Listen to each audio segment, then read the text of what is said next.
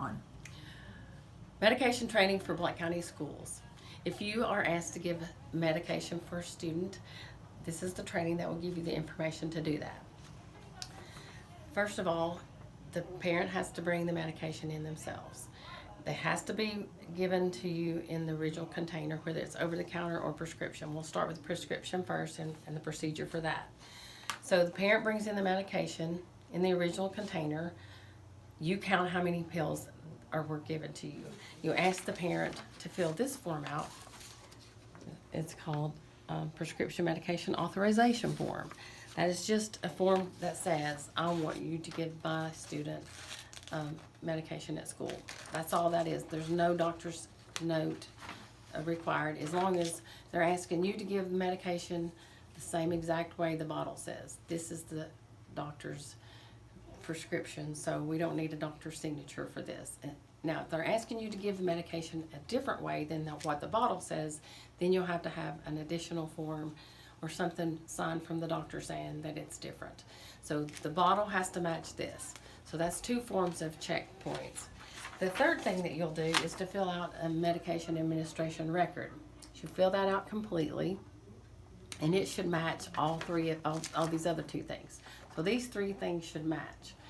So every day when you give the medication, you'll put your initials and you sign your name down here and put the initials down here. So I've got it over here for the summertime too, if it's for friends. So when they bring the medication in, you flip the page over, you count the medication, and you put mom brought in 12 pills or 12 capsules, and then you sign your name. So that we have to document how many times or how many pills are brought in each time. Now, if mom gives you too many pills and they decide to go, they're out of medication at home and they want to take some back, you count those back and you make them sign. Not just you don't have to sign when they bring them in, but you do have to document how many you received. So if they receive some back, or you give them some back, make them sign that they took 4 pills back home. So make sure that you have them sign that. So that's the medication administration record. So you just put your initials. Some people put the time, which is actually a good thing, especially if it's given late. You have about a 30-minute window. If they're asking you to give it at noon, you don't get it done until about 12:30, that's okay. But if it's given more than 30 minutes past when it's supposed to be given, then you need to let the parents know that it was not given in the right time, and then they can tell you whether they want it given or not. Because if they have it in the morning, and then at noon, say you don't give the morning time until 9 o'clock, and it's usually given at 8, then it has to be given, spaced out in just the right amount of time. So you might want to contact the parent about that and make sure that it's given in the correct time. Especially if it's a late afternoon dose, they may be getting some at home, so just communicate with the parents about that. So that's the prescription medication. If you have a non-prescription, you make sure it's in the original containers. We just don't take medicine in baggies. It could be anything. So here's the form for that. And again, it's just a parent signature, no doctor's note is required. So this is a front and back. Hopefully you won't need both. So this would be anything from Tylenol to cough syrup to Midol to anything over the counter. There's a lot of medication that they're asking us to give that may be given on a daily basis. In that situation, I would just go ahead and put it on this one because you're going to run out of room on this. So this is mostly for prescription. This is for just as needed medication. You can also put non-prescription on this one if it's done on a daily basis, even if it's over the counter. So this is daily medication. This is as needed medication, okay? So let's make sure that we're giving the student the right pill.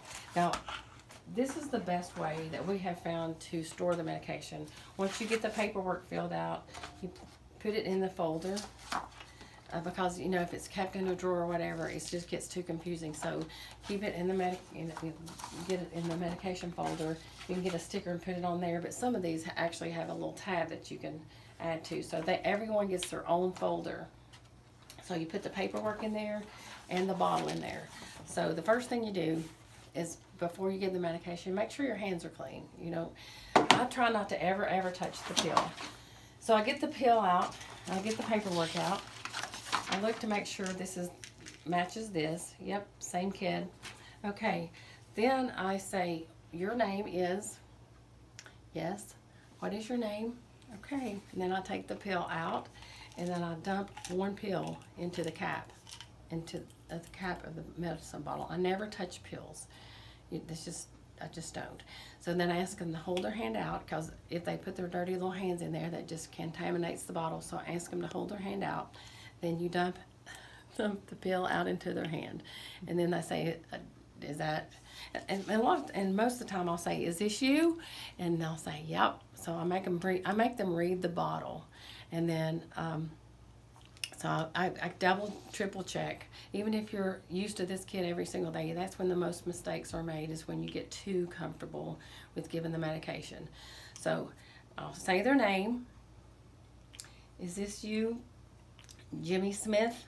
Yes, it's you. Is this your name? Yes, it is. Does that look like your pill? Yes, it does. Then you can take the pill. Once they take the pill, you just return it right back, and then you document on the sheet that you gave it and what time, and you put your initials on the medication administration record. Then you put it back into the drawer. This should be locked up at all times. It's, if you're given several medications, you can keep it unlocked, but always keep this medication locked up. So let's go through the 5 R's. So we're checking that we got the right student, and we have the right medication, and we have the right time of the day. We're giving it the right route, which means orally. We don't give suppositories through the mouth. Rarely would you be asked to give that, but at the right time. So the right student, the right pill, at the right route, and the right amount. This is real tricky. Sometimes you may be asked to give 2 pills. So make sure when you look at this bottle, this is another little tricky thing that happens sometimes. They may give you a 5 milligram tablets, but the dose is 10 milligrams. And sometimes that'll switch back and forth. So whatever it is, you need to document it at the top of this page, exactly what you're given.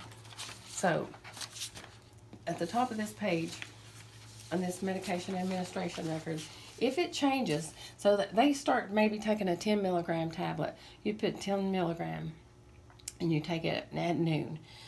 So then a month later, they have a new prescription and they run out of 10 milligram tablets, so they give you 5 milligram tablets. So now you're having to give 2 5 milligram tablets.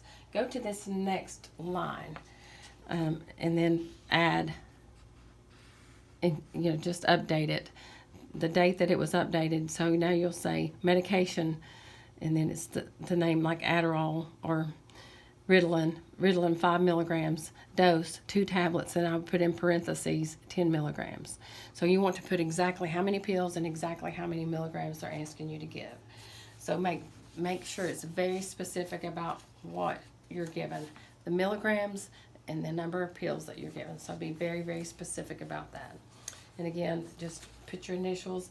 I also like to put on the front here, like if they brought in 5 pills this day, I'll put a little 5 in the corner right here and circle it so I can look back and say, okay, I've given 5 pills, and that adds up.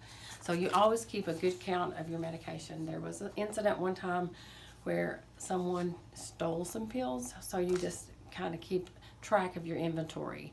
So look at your bottles and make sure that the inventory is matching up. So it looks like you've given 10 pills. They brought in 10 pills a couple weeks ago. You should be down to 0. So keep really good count of your inventory, so you don't want to get accused of stealing anything. Okay, so that is the prescription medication, the 5 R's, the right medication to the right kid at the right time, at the right dose, in the right route. So that, remember the 5 R's. Now, the non-prescription medication has to be given in the, has to be brought to the school in its original container. Again, you can just keep the same paperwork, keep the paperwork and the medication in the folder, and just document it the same way, and make sure it's the right route, and make sure the parent tells you exactly, because over-the-counter medication can be given in different dosages. So make sure that they fill this out completely and exactly what they want, and exactly the dose they want, and the time and the frequency that they can give it. So again, the right route, the right medication. Now, when they do bring that medication in an over-the-counter medication bottle, it won't have their name on it. You will have to take a Sharpie or a permanent magic marker and write their name on it. So make sure you write their name on the bottle, because it could get in the wrong folder and you wouldn't know whose it is. So make sure you write their name on that page. Inhalers. Let's talk about inhalers for a second. It is okay for children to carry their own inhaler with parent permission. There has to be an asthma care plan. You can get that from your school nurse, or just contact me and I'll make sure you have one. And there may be one already on file in the nurse's station, but you need to have a copy of the asthma care plan. If the doctor says it's okay for them to carry their inhaler, then it's okay. The thing about that is, if they're using their inhaler, we need to document it. If they're using it more than every 4 hours, it's only when it's supposed to be used. But if it's more than every 4 hours, we need to contact the parent and make sure that they know that they're having trouble and the inhaler's not working and they're having to use it more than every 4 hours. That's when you make a phone call and say, hey, they're not doing okay. They need to shake the inhaler up. It's best if they have a spacer when they use their inhaler, and there will be some asthma training in your first aid training, but make sure if they have the spacer that they're breathing out very deeply and then breathing in very, very slowly. It's really important that we label that inhaler with a permanent magic marker, and then I just put a piece of tape over that magic marker just to make sure it doesn't get rubbed off. If you're asked to give topical medications, use a glove or use a Q-tip. If you're asked to give eye drops, make sure they lean their head back and you make a little cup have them do it, or else you put a glove on and you do it if they're not old enough to do this. Just make a little cup with their eye and then drop the eye. I usually drop it in the corner of the eye so that it runs over, and then give them a Kleenex to wipe the excess off. So always try not to get the medication on your hands, and make sure your hands are clean when you're doing this. I